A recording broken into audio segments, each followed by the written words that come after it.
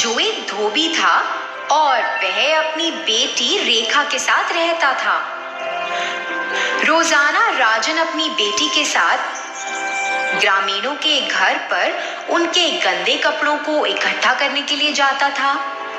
कपड़े इकट्ठा करने के बाद वह इन्हें एक एक करके गिनता, उन्हें एक पोटली के रूप में बनाता और उन्हें नदी के किनारे ले जाता था।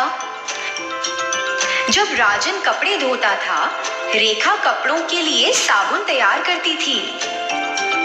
कपड़े धोने के बाद राजन साबुन में कपड़े डुबोता, अपनी बेटी की मदद से उन्हें निचोड़ता था और उन कपड़ों को चट्टानों पर फैलाकर सुखाता था।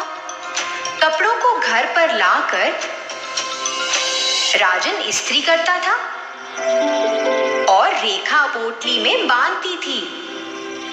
इसी तरह वे मेहनत करते थे और पैसे कमाते थे। कपड़े धोते समय रेखा कुछ खास कपड़ों को देखती और कहती थी, पिताजी, मैं इस प्रकार के कपड़े कब पहनूंगी? पिताजी, क्या आप इस पोशाक को देख रहे हैं? सुंदर है ना? मुझे लाल रंग के कपड़े बहुत पसंद है। पिताजी, मुझे भी ऐसे कपड़े पहनने हैं, क्या आप मुझे दिलाएंगे? रेखा जब भी राजन से इस तरह पूछती थी तो वह उसे कभी जवाब नहीं देता था।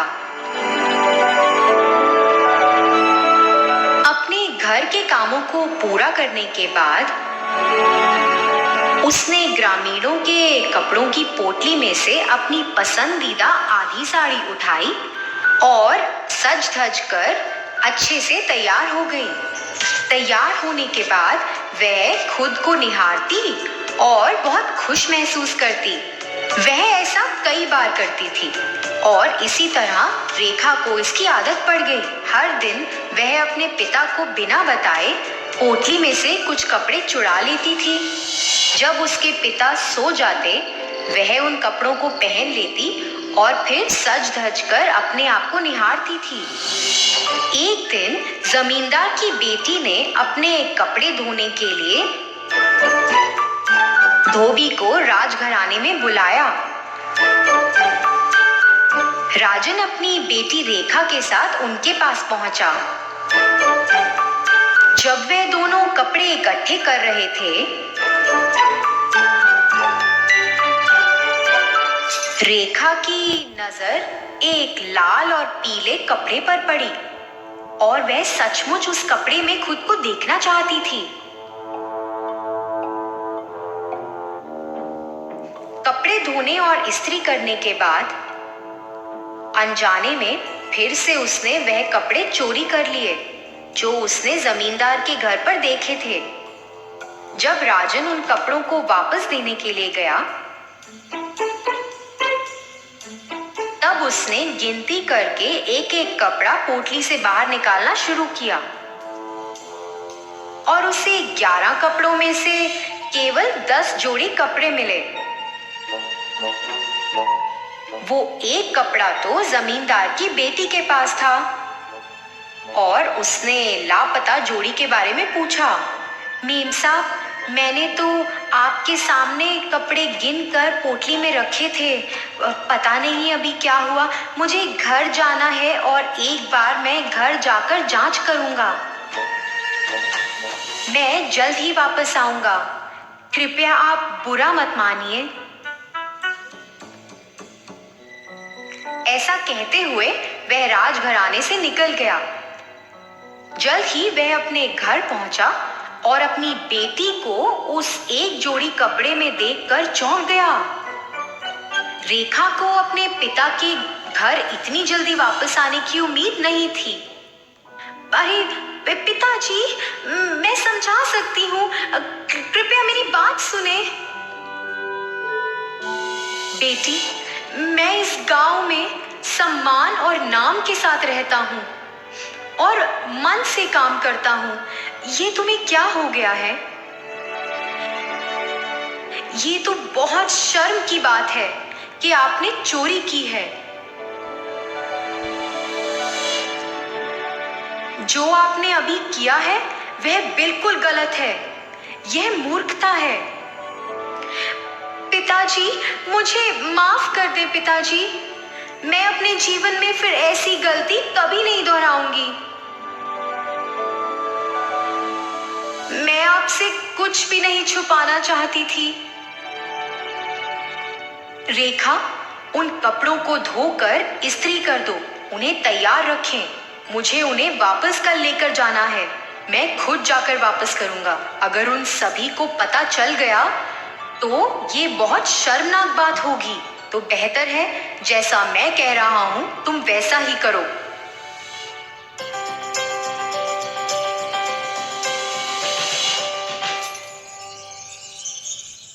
फिर ऐसे ही कुछ दिन बीत गए। रेखा अपने कुछ दोस्तों के साथ थी। रेखा, तुम क्या कर रही हो? गांव के बाजार में बहुत रंगीन कपड़े मिल रहे हैं। चलो उन्हें खरीदते हैं। हाँ, ये तुम्हें पता नहीं है क्या? आओ साथ चले और देखते हैं। दोस्तों, तुम लोग जाओ, मैं नहीं आ सकती। क्यों? तुम क्यों नहीं आ सकती? क्योंकि मेरे पास पैसे नहीं हैं। अरे, ये कोई बहुत बड़ी बात नहीं है।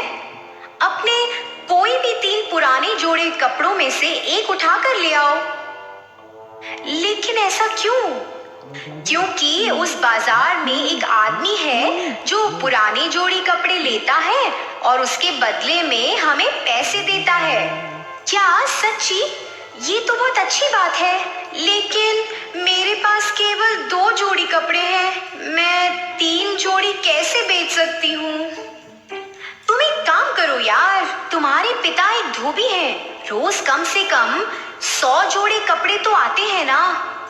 तुम उन कपड़ों में कुछ 3 जोड़ी कपड़े नहीं चुरा सकती? अरे, उन्हें बेच देंगे और हमें बदले में पैसे मिलेंगे। उन पैसों से तुम नए कपड़े खरीद सकती हो। अच्छा, हाँ, ये ठीक तो है, मगर अगर मेरे पिताजी को इस बारे में पता चल गया तो वे मुझे घर से बाहर निकाल देंगे। अरे, ऐसा कुछ नहीं होगा यार। हम तो उन कपड़ों को बेचने जा रहे हैं। उन्हें कैसे पता चलेगा कि तुमने कपड़े चोरी किए हैं? कपड़े तो गायब हो जाएंगे, तो पकड़े जाने का तो सवाल ही नहीं। इस तरह से रेखा ने अपने दोस्तों की बात मान ली। रेखा ने 3 जोड़ी कपड़े चुरा लिए और अपने दोस्तों के साथ बाजार तक दौड़ लगाई। उन्होंने उन कपड़ों को बेच दिया और उसके बदले उन्होंने रेखा के लिए पसंदीदा रंग की साड़ियां खरीदी। उन नए कपड़ों के साथ रेखा वापस घर लौट आई और नए कपड़ों को उसने बाहर छुपा दिया। जैसे ही रेखा घर वापस लौटी, उसने देखा कि उसके पिता वह खोए हुए कपड़ों को पूरे घर में तलाश रहे हैं। रेखा ने भी खोजना शुरू कर दिया। उसी समय गांव के सरपंच कुछ अन्य गांव वालों के साथ राजन के घर पर पहुंचे। अरे राजन, बाहर आओ, जल्दी बाहर आओ। उनकी पुकार सुनकर राजन घर से बाहर निकला। उसने सरपंच के हाथों में वह गायब हो गए कपड़ों को देखा और उन्हें देख के आश्चर्यचकित हो गया। सरपंच ने उसे बताया कि यह कपड़े उसे बाजार में मिले, जहां पे पुराने कपड़े खरीदे जा रहे थे, जिसके बदले ग्राहकों को पैसे मिल रहे थे। राजन, क्या ये उचित है? नहीं नहीं साहब, मैंने उन्हें पैसे के लिए नहीं बेचा। कृपया मुझ पर भरोसा करें। मुझे नहीं पता कि यह कपड़े उस आदमी के पास कैसे पहुंचे। राजन, ये तुम्हारे बारे में नहीं है। उस व्यक्ति को ये कपड़े तुम्हारी खुद की बेटी ने बेचे हैं। क्या इस तरह आप अपने बच्चों की परवरिश कर रहे हैं? मेरे दोस्तों, आप सभी मेरी बात ठीक से सुनो। अब से कपड़ों को धोने और इस्त्री करने के लिए हम राजन को नहीं देंगे। हमारे बीच जो अफवाह फैलाई गई है वह सच है। यह लोग हमारे कपड़ों को बेचकर फायदा उठाते हैं और बाद में ऐसा कहते हैं कि कपड़े तो अचानक गायब हो गए, कृपया क्षमा करें। ऐसा नहीं चलेगा, ये बहुत गलत है। सरपंच ने सभी को ऐसा कहा और वहां से चले गए। तो बच्चों, इस कहानी से हमें ये सीख मिलती है कि हमें बड़ों की बात हमेशा माननी चाहिए। हमें बार बार गलती नहीं करनी चाहिए, क्योंकि बार बार की हुई गलती आदत बन जाती है। हमें अपने